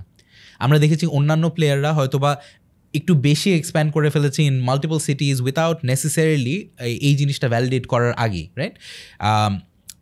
এতে যেটা হয়, আপনি হয়তো বা এমন একটা জিনিস এমন একটা জায়গায় নিয়ে যাচ্ছেন যেটার চাহিদাই ওখানে নাই। সো আমরা সবার আগে এটা যাচাই করি যে হ্যাঁ এখানে আসলেও এটার চাহিদা আছে কিনা। দ্বিতীয়ত, এখানের সাইজটা কীরকম, মার্কেটের সাইজ কীরকম, যদি চাহিদা থাকে কত বড় চাহিদা আছে, কয়জনের চাহিদা আছে, আমাদের ব্যবসা কত বড় হতে পারে এই সিটিতে। এই দুইটা জিনিস সবচেয়ে বেশি important. And the number 3 and 4 হতে পারে ওয়েদার আমাদের টিম ওখানে কীরকম সেট আপ করতে হবে, কস্ট কীরকম লাগবে to operate there, whether it make sense business or financially to actually expand to that city. But সবচেয়ে বেশি important, are we solving a real problem in that market for the people in that market. And number 2, is there enough demand? Is there a sizable market for us to operate in? So তোমরা যখন ফার্স্টে শুরু করলা, tell me about those days যে তোমরা কিভাবে that first customer তোমরা কিভাবে পাইছিলা, tell me about the মানে ওই প্রথম দিনগুলো, যে স্ট্রাগলিং দিনগুলো। Sure ভাই, আমরা আই থিঙ্ক স্টার্ট করেছি 2বার। হ্যাঁ, অ্যাকচুয়ালি পাঠাও শুরু করার আগেও 5বার কোম্পানি ফেল করেছি। কোম্পানি না, তখন স্টার্ট আপ আইডিয়াস নিয়ে কাজ করছিলাম, সেম ফাউন্ডিং টিম, হয় নাই ঠিকভাবে। বাট যাই হোক, ওইখান থেকে অনেকগুলো লেসন্স নিয়ে আমরা যখন পাঠাও শুরু করি, we started as a courier company. অর্থাৎ আমরা ডেলিভারিজ করব ফর বিজনেসেস, ই কমার্স বিজনেসেসদের জন্য আমরা লাস্ট মাইল ডেলিভারি করব। মানে হচ্ছে বিজনেসের থেকে নিয়ে তার কাস্টমারের কাছে আমরা পৌঁছে দিব। In fact one of our first customers was স্পটের বিবি, যাকে নিয়ে রিসেন্টলি একটা বিশাল বড় কন্ট্রোভার্সি হলো। বাট নানদালেস ওরকম স্মল ই কমার্স বা F commerce, Facebook commerce business দিয়ে আমাদের ব্যবসা শুরু। প্রায় এক বছরের বেশি আমরা জাস্ট এই খুবই কনভেনশনাল বা লেস ফ্ল্যাশি, এটার কারণে আমরা নিউজেও আসবো না বা হেডলাইন্সও মেক করবো না, এরকম লেস ফ্ল্যাশি একটা বিজনেস নিয়ে আমরা কাজ করি প্রায় 1 year। সো আমরা ঢাকা থেকে চিটাগং, চিটাগং থেকে সিলেট, সিলেট থেকে রাজশাহী, অনেক জায়গায় এক্সপ্যান্ড করলাম, নেশন ওয়াইড একটা কাভারেজ করার চেষ্টা করলাম, এবং ওখানে আমরা অনেক সময় ব্যয় করেছি। আমাদের অ্যাডভান্টেজ যখন এই কুরিয়ার ব্যবসাটা শুরু করেছিলাম, অ্যাডভান্টেজটাই ছিল যে আমরা টেকনোলজি ইউজ করে আমাদের ওভারহেড কমিয়ে আনবো। একটু আনপ্যাক করি। ট্রেডিশনাল কোম্পানিজ, কুরিয়ার কোম্পানিজ, যেটা 10 জন লাগিয়ে হালখাতা মেনটেন করে অনেক ম্যানুয়াল প্রসেস করে যে কাজগুলো করতো, আমরা মার্চেন্টদেরকে বা আমাদের বিজনেসগুলোকে একটা সিম্পল ড্যাশবোর্ডের অ্যাক্সেস দিয়ে তাদের নিজেদের, ফর এক্সাম্পল, প্রোডাক্টগুলো নিজেরাই আপলোড করলো, তারা একটা CSV ফরম্যাটে আপলোড করে দিল। এরকম করে আমরা অনেক প্রসেস ইমপ্রুভমেন্ট এবং ওভারহেড কমানোর অনেক পদ্ধতি ইউজ করে স্টার্ট আপরা যেভাবে টেকনোলজি কাজ করে স্কেল করে, সেই কাজগুলো আমরা করেছি। প্রায় 1.5 years উই ডিড দিস। তারপরে যেটার কারণে এখন হেডলাইন্সে আছে, রাইড শেয়ারিং শুরু হয়। রাইড শেয়ারিং শুরু হয় 2 কারণে। প্রথমত, আমরা জানি ঢাকা শহরে traffic is a huge problem. আমরা সবাই ট্রাফিকে স্টাক ছিলাম। ইলিয়াস থাকতো কমলাপুরে অ্যান্ড দেন যাইতো উত্তরায় ফর হিজ ফার্স্ট জব। বুঝতেই পারছেন, 3 ঘন্টা যাওয়া, 3 ঘন্টা আসা, it was a huge problem. So he has felt it, everyone on the team has felt it. Dhanmondi, Lalmati এই ছিল আমাদের বাসা। সো আমাদের আসা যাওয়া করতে ইমেন্স ট্রাবল। একটা কথা আছে যে you should start by solving your own problems. So ওখান থেকে আমাদের মনে হলো, আচ্ছা, is there some way to improve this traffic situation? আমরা জানি অন্যান্য মার্কেটে bike sharing, for example in Jakarta, in Thailand, in Bangkok, এই জায়গাগুলোতে বাইক শেয়ারিং অলরেডি একটা প্রচলিত জিনিস ছিল, বাট বাংলাদেশে ছিল না। সো আমরা মনে করলাম, আচ্ছা, এই মডেলটাকে আদৌ কাজ করবে, ট্রাই করে দেখি, রাইট? সো ওই সময় আমরা চিন্তা করলাম 2-3টা জিনিস আমাদের করতে হবে। আমাদের শুধু স্টার্ট আপ ক্রিয়েট করলেই হবে না, we have to create a cultural change যেখানে people are comfortable actually riding a bike with a stranger to get from point A to point B. মানুষজন অচেনা মানুষের সাথে ট্রাভেল করতে কমফর্টেবল হবে from point A to point B on a bike. So bike sharing culture কিন্তু পাঠাওয়ের আগে ছিলই না। সো ওই জিনিসটা প্রচলিত করার জন্য অনেক কিছু করতে হয়েছে। 3টা জিনিস খুবই ছোট করে বলবো। আই রিমেম্বার আমরা যখন লঞ্চ করেছিলাম রাইড শেয়ারিং, আমাদের অ্যাপও ছিল না। আমরা একটা ফেসবুক গ্রুপ ক্রিয়েট করেছিলাম, ফ্রেন্ডস অ্যান্ড ফ্যামিলি অ্যাড করেছিলাম, 200-300 মানুষ ছিল। ওখানে মানুষজন পোস্ট করতো, আমি ধানমন্ডিতে আছি, বনানীতে যাব, রাবা প্লাজার সামনে আছি। সো আমাদের কল সেন্টারটাও ছিল, কুরিয়ার যেহেতু শুরু হয়েছে ওখান থেকে। সো নর্মালি যেটা হইতো, আমাদের কল সেন্টার ফোন করতো, হ্যাঁ স্যার আপনি কোথায় আছেন? রাবা প্লাজার সামনে। একটু স্যার দাঁড়ান, আমাদের একজন রাইডার আসবে, লাল টি শার্ট পরা, লাল হেলমেট পরা, 2 মিনিটের মধ্যে আপনার কাছে চলে আসবে। 2 মিনিট না, 10 মিনিট হয়তো বা আপনার মধ্যে কাছে চলে আসবে, একটু ওয়েট করেন। যেহেতু নিয়ে বনানী ড্রপ করতো, তারপর আমরা আবার ফোন করতাম, স্যার কেমন ছিল এক্সপিরিয়েন্স, আমরা খুবই আর্লি আছি, আপনি কি 2জনকে রেফার করবেন কি না আমাদের সার্ভিসের জন্য। এভাবে জাস্ট পুরো manually it was possible to create an minimum viable product, আমি যেটা নিয়ে কথা বলেছি এর আগেও। সো এটা অত্যন্ত জরুরি যে আপনি শুরু করেন, অ্যাপের জন্য ওয়েট করেন না, টেকনোলজির জন্য ওয়েট করেন না, রাইট টাইমের জন্য ওয়েট করেন না, কনসেপ্টটাকে টেস্ট করেন যে মানুষ আদৌ ইউজ করবে কি না, and weather it has legs on its own, right? মানুষ যদি ইউজ করে, ইফ ইটস আ পেইন কিলার, এমন একটা সলিউশন যেটা মানুষ আদৌ চায়, তাহলে আগান। সো পাঠাওয়ের ওই রাইড শেয়ারিংয়ের এক্সপিরিয়েন্সটা এভাবে শুরু হয়, and then we launched again and again. Pathao food, Pathao pay later, আরও অনেকগুলো সার্ভিস লঞ্চ করতে করতে উই কাইন্ড অফ আন্ডারস্টুড যে হ্যাঁ, লঞ্চিংয়ের একটা পুরো সিস্টেম আছে, আদৌ যাচাই করতে হবে এটার আদৌ ডিম্যান্ড আছে কি না, whether the solution of offering people weather actually want ইট, এই যা বোঝা লাগবে। অ্যান্ড দেন কীভাবে লঞ্চ করবো, অনেক কিছু ফ্যাক্টর ইন করে। বাট দেন এটা করতে হবে, অ্যান্ড এটা ট্রায়াল অ্যান্ড এরার, অ্যান্ড একটা there is some method to the madness. Awesome. মানে কে বলতেছিল যে there is no মানে পারফেকশনের জন্য মনে পড়তেছে কি বলে তাজ ভাইয়ের সাথে এর কথা বলতেছিল যে আপনি পারফেকশনিস্ট হবেন, আপনি একটা পারফেক্ট একটা বিজনেস লঞ্চ করবেন, এইভাবে চিন্তা না করে 1 লাখ টাকা দিয়ে তার ফার্স্ট জিম, খেয়াল আছে কথাগুলো? স্টার্ট আপ হোক আর SME হোক আর যেটাই হোক না কেন, সেটা হচ্ছে যে আমার মিনিমাম যেটা আছে সেটা দিয়ে আগে আমি ট্রাই আউট করি, এটা আগে করে দেখি, এটা যদি হয়ে যায় দেন আমি এটার উপর রিইনভেস্ট করতে থাকবো বা এটাকে বড় করবো। সাউন্ডস মানে একদম থাম।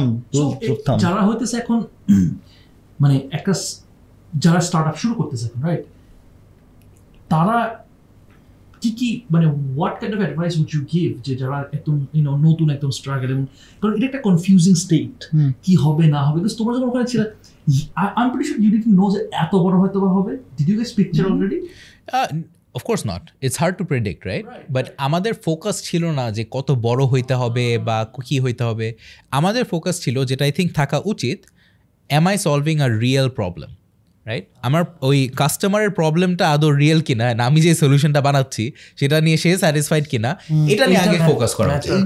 এইটা একটা টেস্টার দাও তো, ছোটখাটো একটা টেস্টার টাইপের, যে ভাই এই লিটমাস পেপার আছে, এটা দিয়ে আপনি টেস্ট করে আপনি বুঝবেন যে এটা ওয়ান্ট নাকি নিড, আদৌ এটা যে ভাইটামিন নাকি এটা হচ্ছে পেইন কিলার, এরকম কিছু বলতে পারো কি না?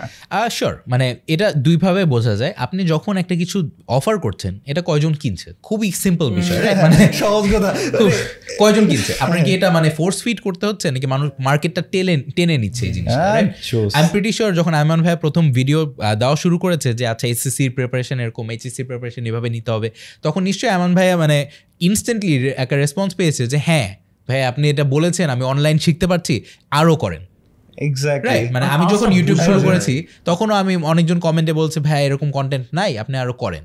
হয়তো বা ভিউয়ারের সংখ্যা তখন কম ছিল, এখন হয়তো বা একটু বাড়ছে, ফিউচার ইনশাল্লাহ আরও বাড়বে, কিন্তু ইনিশিয়াল ফিডব্যাকটা ওয়াজ পজিটিভ এন্ড মনে হচ্ছিল যে হ্যাঁ ভাই আপনি, আমি চাচ্ছি এটা, there is an audience for it. আসলে পালসটা বোঝা যায়, বুঝছিস, মানে আই ক্যান রিলেট ইট। মানে একটা যখন কন্টেন্ট বানানো হয়, রাইট, যে যেমন একটা ভিডিও বানাইছিলাম যে ইম্পোর্টের উপরে, ইম্পোর্ট বিজনেস, কিভাবে বুঝতে পারছি ওই যে অডিয়েন্স কমেন্ট করতেছে বা যে পালসটা ধরা যায়, like when you're in the market, right, researching and all that, তখন বোঝা যায় যে, and I was like predicting যে হ্যাঁ এটা মনে হয় ভালো চাইতে পারে, right, and then দেখছি হ্যাঁ এটা অ্যাকচুয়ালি ভালো গেছে, and then পরে মনে হয় আরেকটা স্কিল ডেভেলপমেন্ট একটা করেছিলাম যে কি নেক্সট 5 years এর মধ্যে কোন স্কিলস গুলো ভালো যাবে, এখানে এরকম একটা মানে সিমিলার, মানে ফিডব্যাক গুলো শুনতে পারলে না, ওই ট্রেন্ড ওই যে বললাম যে তুমি ওই যে মাছকে একটু খাবার দিতে যদি খিদা লাগে খাপ করে খেয়ে নেয়, তখন আর অন্য সময় দিলে তখন দেখা যায় পাত্তা দিতেছে না, right? So that's very important as a, মানে কেউ যদি স্টার্ট করে স্টার্ট আপের ক্ষেত্রে, যে অনেক আছে যে তারা জাস্ট অনেক এরকম হয় যে একটা যেটা মানে সাইকোলজিতে বলে যে এন্ডাউমেন্ট এফেক্ট কাজ করে, if you familiar with this term, যে একটা কগনিটিভ বায়াস, যে আমি যখন কোনো কিছু শুরু করি বাট এটা লস প্রজেক্ট, সাঙ্ক কস্ট, হ্যাঁ লস প্রজেক্ট, আমার এটা লাভ নাই এটা করে কোনো, কিন্তু I am so much into the idea যে যদিও এটা আমার লস হইতেছে আমি স্টিল কন্টিনিউ করতে থাকবো, রাইট? এখন এই জায়গাতে ওয়েন ইজ দ্যাট যে রেড বাটনটা ক্লিক স্টপ করে ইজেক্ট, এখন স্টপ করো, কারণ এটা অনেকে সাফার করে, তারা অ্যাটাচড হয়ে যায়, এবং হিউম্যানসের একটা নেচার আছে যে কি আমরা inanimate, am I saying the right word? আমি জানি না, বলে দাও না, যা বলবি তাই আমি বুঝে নিব। আমরা অ্যানিমেট অবজেক্ট না আনঅ্যানিমেট অবজেক্ট, আই হোপ হোয়াটএভার, ওটার উপর আমরা অ্যাটাচড হয়ে যাই, রাইট? এবং আমরা ওখানে অনেক ইনভেস্ট করি। আমি এরকম একটা বিজনেসে ইনভলভ ছিলাম এবং আমি অনেক টাকা ইনভেস্ট করতেছিলাম, অ্যান্ড দেন আমি লস খাইছি আর কি, right? And I was like না, I have to step back করতে হবে। And I think that was a very good decision. I learned my lesson. I took a step back. একটা এন্টারপ্রেনারের জন্য when is the right time to step back? When is the right time? ভাই হইছে, আমি একটু data driven একটা approach বলি। আমরা let's একটা প্রোডাক্ট যদি লঞ্চ করি, আমরা বলতে পাঠাও না, মানে যে কোনো কোম্পানি যদি একটা প্রোডাক্ট লঞ্চ করে, তাদের কি কোন সময় বোঝা উচিত যে হ্যাঁ এটা নট ওয়ার্কিং, লস লিডার বা জাস্ট নো ওয়ান কেয়ারস, এটা কখন বোঝা উচিত? রিটেনশন বলে একটা কথা আছে, তার মানে হচ্ছে আমি একটা জিনিস একবার অফার করলাম, একটা কাস্টমার হয়তো বা কিনলো, সে কত শীঘ্রই আবার ফেরত আসলো, রাইট? সো সে যদি ফেরত না আসে তাহলে বুঝতে হবে যে কোনো একটা কিছু গড়বড় ছিল, কোনো একটা সমস্যা ছিল এক্সপিরিয়েন্সে। সো এটা বলি আমরা রিটেনশন বা উইক অন উইক রিটেনশন বা অ্যাভারেজ রিটেনশন কীরকম অফ আ প্রোডাক্ট। আমরা দেখি যে আদৌ কয়জন ইউজার টু বিগিন উইথ কয়জন ইউজার অ্যাভেল করেছে এই প্রোডাক্টটা বা এই সার্ভিসটা। সো প্রোডাক্ট সার্ভিস যদি অ্যাভেল না করে, if no one cares, most of the time এটা কিন্তু সমস্যা হয় যে আপনি একটা কিছু লঞ্চ করবেন, কেউই চায় না, আপনি যতই মার্কেট করেন কেউই চায় না, সো সেলস হচ্ছে না, ইউজার্স নাই। এই সমস্যা যদি হয় তখন তো আপনি অটোমেটিকলি জানেন যে হ্যাঁ এটা চাহিদা নাই, তাহলে কেন আমি আগাবো। দ্বিতীয়ত হয়তো আপনার চাহিদা আছে, বাট একবার ট্রাই করেছে বা 2বার ট্রাই করেছে, আর আসছে না। সো রিটেনশন যদি ভালো না থাকে তাহলেও there is something wrong with the product or service.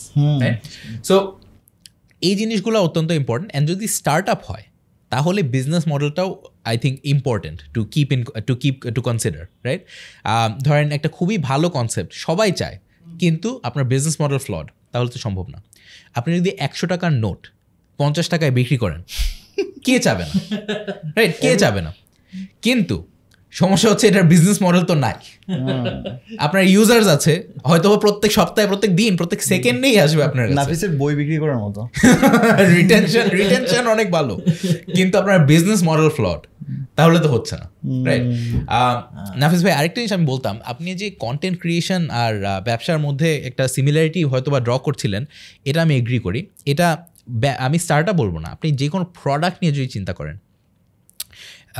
এটা মাথায় ফ্রেশ। কারণ আপনি বললেন না যে কেন মানুষ কন্টেন্ট বানায়, কোর্স ব্যাচে। আমি রিসেন্টলি একটা কোর্স বানাইছি, হ্যাঁ, সো প্রোডাক্ট ম্যানেজমেন্ট নিয়ে একটা কোর্স বানিয়েছি। ওখানে একদম মুখস্থ বলে দিতে পারবো, একটা পার্ট আছে অ্যাবাউট এক্স্যাক্টলি দিস, যে কন্টেন্ট হোক বা ব্যবসা হোক বা স্টার্ট আপের জন্য হোক বা নিজের ইউটিউব চ্যানেলের জন্য হোক, আপনার 2টা জিনিস একদম বুঝতেই হবে, মাস্ট। নাম্বার 1, কার কাছে আপনি বেচতেছেন বা আপনার ইউজারটাকে, তার দুঃখ কষ্ট, তার চাওয়া পাওয়া কী, সেটা আপনার সার্ভ করতে হবে। কেউ চাচ্ছে ক্যাভিয়ার বা আপনি দিচ্ছেন বার্গার, তাহলে তো হচ্ছে না, রাইট? সো একটা মিসম্যাচ হয়ে যাচ্ছে। সো আপনার ইউজারের পেইন পয়েন্টগুলো বুঝে কিছু একটা সার্ভ করতে হবে। এটা ব্যবসা হোক বা কন্টেন্ট হোক, সেম জিনিসই, কিন্তু আপনার ইউজার চাহিদা বুঝে সার্ভ করতে হচ্ছে। দ্বিতীয়ত, এমন একটা ইউজারকে মাথায় রাখতে হবে যে স্পেসিফিক। ফর এক্সাম্পল, আমি যখন কিছু তৈরি করছি, আমি চিন্তা করছি একজন অ্যাম্বিশাস ইয়াং হয়তো বা টিনেজ পারসন, যে হয়তো বা টেকনোলজি বিজনেস নিয়ে ইন্টারেস্টেড। আমার একটা স্পেসিফিক টার্গেট আছে, আমি যখনই কথা বলছি বা আমার ভিউজ শেয়ার করছি, কার সাথে আমি কথা বলছি, রাইট? এই স্পেসিফিক জিনিসটা মাথায় যত রাখবেন, আপনার সার্ভিসটা ততই ভালো হবে বা স্পেসিফিক হবে। তারপর আপনি যখন রোল আউট করছেন জিনিসটাকে, আপনি যখন মার্কেটে নিচ্ছেন, সেটার প্যাকেজিংয়েরও একটা ব্যাপার আছে। ফর এক্সাম্পল, অনেক ভালো ভালো কনসেপ্ট আমরা কিন্তু মানুষকে খাওয়াইতে পারি না বা মানুষজন নেয় না। মানুষজন টিকটকে হয়তো বা 2 ঘন্টা স্পেন্ড করবে জাস্ট ড্যান্স ভিডিওস দেখতে। কেন? কারণ ইটস ফান। মানুষজন কেন হয়তো বা অ্যালজেব্রার একটা 1 ঘন্টার ভিডিও দেখবে না? Because it's boring. মানে হয়তো বা কিছু মানুষের কাছে ইটস বোরিং, কিছু মানুষের কাছে ফাইন, বাট অনেকজনের কাছে ইটস বোরিং। কিন্তু আপনি যদি সেম অ্যালজেব্রার ভিডিওটাকে একটা র্যাপ সঙের মাধ্যমে শিখান, হয়তো বা অ্যাপিলিং হবে। এটাকে অনেক সময় স্টার্ট আপ ল্যান্ডে বা মার্কেটিংয়ের জগতে আপনি হয়তো বা জানেন, it's called hiding the vegetables. আপনি ভালো একটা জিনিস হয়তো বা আপনি আলটিমেটলি শিখাচ্ছেন, but you're hiding the vegetables. Nafis ভাই যখন সুন্দর করে একটা ভিডিও বানায়, তখন কিন্তু অনেক ক্যাচিভাবে অনেক গ্রাফিক্স, ওনার ডেলিভারি, অনেক কিছু মিশিয়ে অডিয়েন্সকে রিটেন করে, অডিয়েন্সকে ধরে রাখে। উনি হয়তোবা যে কথাটা বলছে, সেম কথাটা হয়তোবা ইউনিভার্সিটির একটা বিজনেস ক্লাসে বা মার্কেটিং ক্লাসে বলা হচ্ছে। ওইখানে কেন মানুষজন ঘুমাচ্ছেন, নাফিস ভাইয়ের ভিডিও কেন দেখতে excited? It's all about the packaging and how you present it, right? So ওই জিনিসটাও মাথায় রাখতে হবে যে আচ্ছা, আমি কার কাছে কথা বলছি, কীভাবে কথা বলছি, সে কি আদৌ এটাকে ইন্টারেস্টিং মনে করছে নাকি না। So that's very important, whether it's content or start up. Awesome. মানে টোটাল আমরা ফার্স্টে বললাম না যে একজনের কি কি করা উচিত, টোটাল প্যাকেজ দিয়ে দিছে, এখন টোটাল প্যাকেজ দিয়ে দিছে।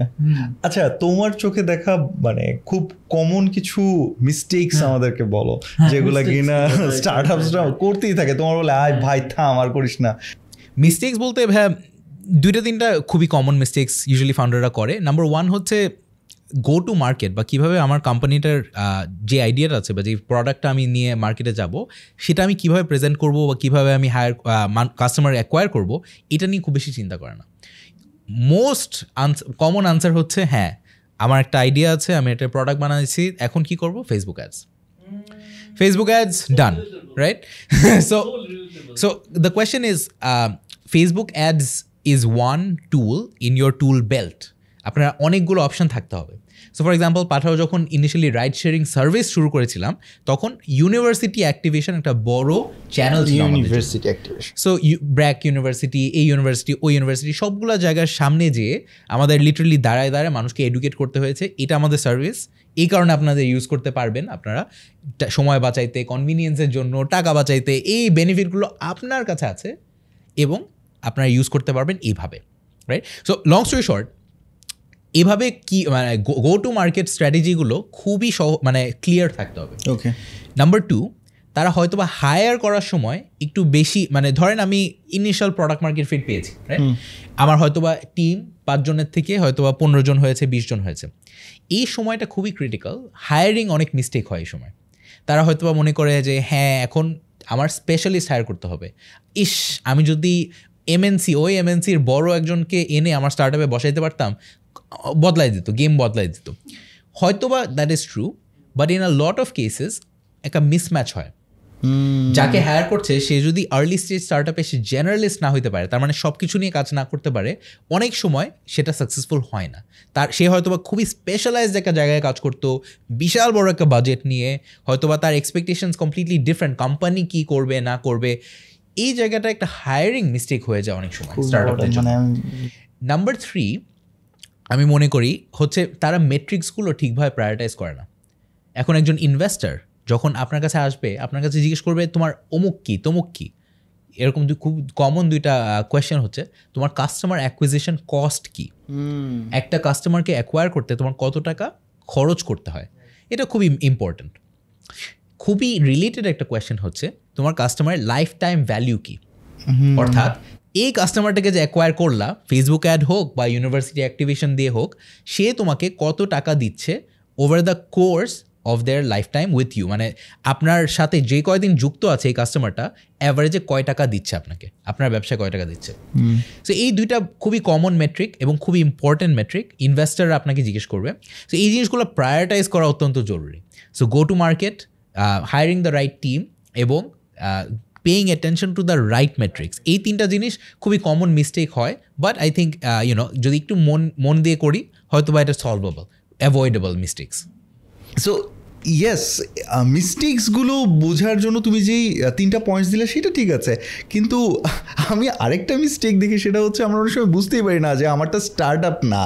সো কখন অ্যাকচুয়ালি স্টার্ট আপ আর কখন স্টার্ট আপ না, আর স্টার্ট আপ না হলে যা যা হতে পারে সেটাও তো আমার জন্য ভালো মেবি হতে পারে, সেটা একটু বলো।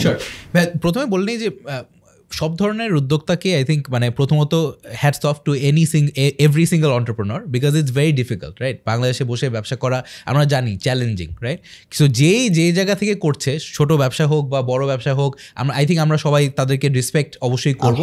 So there is that. I think startup versus small business, এই কনফিউশনটা যদি হয় এটা খুব জরুরি, আমার মতামতে খুব বেশি জরুরি না, একটা জায়গায় শুধু জরুরি, ম্যানেজিং এক্সপেকটেশনস। আমি যখনই স্টার্ট আপ বলছি 2-3টা এক্সপেকটেশন এটার সাথে জড়িয়ে যাচ্ছে। প্রথম এক্সপেকটেশন হচ্ছে যে আমি খুব শীঘ্রই গ্রো করতে পারবো এই ভেঞ্চারটাকে ইউজিং টেকনোলজি। সো আমি যদি মুদির দোকান দিয়ে শুরু করি, একটা মুদির দোকান খুললাম, সেকেন্ডটা খুলতে আমার কিন্তু কস্ট প্রায় সিমিলার যাবে, আরেকটা লোকেশন নিতে হবে, আরও ইনভেন্টরি নিতে হবে, আরও মানুষ হায়ার করতে হবে, কস্টটা কিন্তু সিমিলার। স্টার্ট আপে আমার কিন্তু প্রত্যেকটা অ্যাডিশনাল কাস্টমারকে অ্যাকোয়ার করার জন্য কস্ট সেম না, কমতেছে, মার্জিনাল কস্টটা কমতেছে। So using technology I can scale to a lot of people, অনেক মানুষের কাছে পৌঁছে যাচ্ছি, whereas I'm not increasing my costs proportionately. So এই জিনিসটা অত্যন্ত জরুরি যে আমি ফাস্ট স্কেল করতে পারছি কিনা। দ্বিতীয়ত আপনার আরেকটা এক্সপেকটেশন হচ্ছে যে আমি কতটুকু গ্রো করব অ্যান্ড কিভাবে আমি রিটার্ন দিব ইনভেস্টারকে। হয়তোবা আমি যখন স্মল বিজনেসে ইনভেস্ট করছি তখন কিন্তু আমি হয়তোবা ডিভিডেন্ড চাবো, বা আমি যখন স্মল বিজনেসে ইনভেস্ট করছি তখন আমি হয়তোবা প্রফিট শেয়ার চাবো, হয়তোবা আমি চাবো যে 2-3 বছরের মধ্যে আমাকে একটা রিটার্ন দিবে আমার ইনভেস্টমেন্টে। ওয়ারাস স্টার্ট আপে 4-5 বছর হয়তোবা লাগবে স্কেল করতে, তারপরে হয়তোবা যে আমি প্রফিট করব, তারপরে হয়তোবা আমি আইদার পাবলিক মার্কেটে যাব, আইপিও করব, উবার যেরকম আইপিও করেছে, অথবা আমাকে অ্যাকোয়ার করবে কোনো বড় কোম্পানি, রাইট? অনেক কোম্পানি আমরা জানি অ্যাকোয়ার হয়েছে, স্ল্যাক অ্যাকোয়ার হয়েছে, সেলস ফোর্স কিনেছে বড় ভ্যালুয়েশনে, হোয়াটসঅ্যাপকে ফেসবুক কিনে নিয়েছে, ইনস্টাগ্রামকে ফেসবুক কিনে নিয়েছে। এটাও যেরকম একটা exit for the investors as well as the founders, ঠিক তেমনি পাবলিক যাওয়া, পাবলিক মার্কেটে এন্টার করা, এটাও একটা এক্সিট, কিন্তু এটা অনেক সময় লাগে। সো এই এক্সপেকটেশন দুইটা ম্যানেজ করতে হয় যে কিভাবে গ্রো করব এবং আমার রিটার্নটা কবে আসবে। সো মানে এই এই এই জায়গাটা ক্লিয়ার থাকে। আর ও কিন্তু বলতেছিল যে ছোটো বিজনেসের ক্ষেত্রে দেখা যায় যে ইনভেস্টমেন্টের ক্ষেত্রে 2-3 বছর পরে গিয়ে রিটার্নটা হয়তো পাবে, এরকমও হয় না। আমি দেখি 6 মাস পরে রিটার্ন চায়। সো ভাই ব্যাপারটা আসলে অনেক ভয়ঙ্কর থাকে। সো নিজের ওই স্টার্ট আপ শব্দটা বলার সময় বোঝা উচিত যে কোন কোন এক্সপেকটেশনগুলো এটার সাথে অ্যাসোসিয়েটেড হয়ে যাচ্ছে। Great.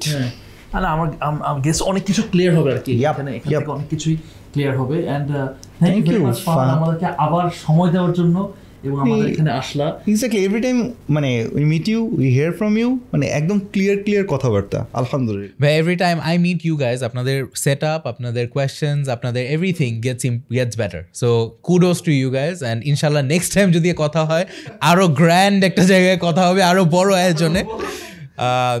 It's a pleasure, Bhaiya. Thank you so much. Thank you so much. Thank you very much.